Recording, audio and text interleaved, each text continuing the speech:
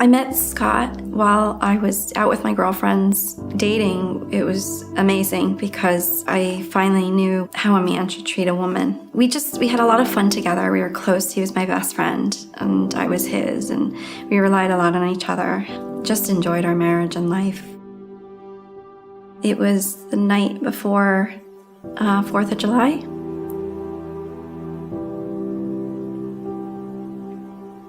That morning I woke up and I thought Scott was having some type of breathing attack, and he jumped out of bed, ran into the bathroom, and I was telling him he was okay, and he fell to the ground. So I told him that I loved him and to hang on and I would be right back.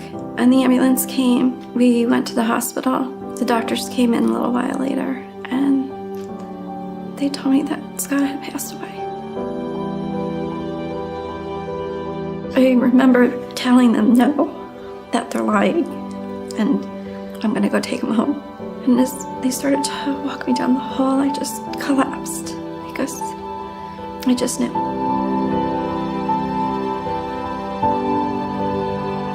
I think one of the hardest things was probably about 8 months after Scott had passed away, I started to put things together, and my mom was there, and I turned to her and I said, are you sure we should just put these in boxes? Because if he comes back, I don't want him to come back to not having his things here. And my mom had turned to me and said, Jessica, he's not coming back. He's in heaven with the Lord. I think the Lord kind of bopped me over the head like really hard and said, you gotta wake up. You've got to open your eyes right now. And I did. And it was actually being able to say, Lord, I understand that Scott is gone. I don't know the why to it, but I have to be okay with it because you're telling me that it's okay. It was only by God's strength that I was able to do that, and by His grace and me listening. And that's where the switch happened.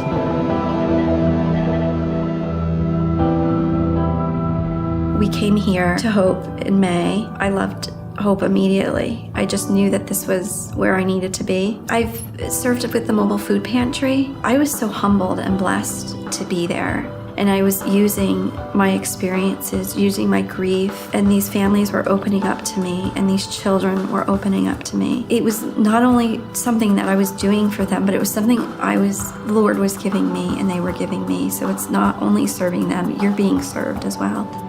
I feel I'm the strongest I've ever been in my entire life, spiritually, emotionally, and physically. The Lord has really given me His grace and mercy, and I want to give back of myself in any way that I can.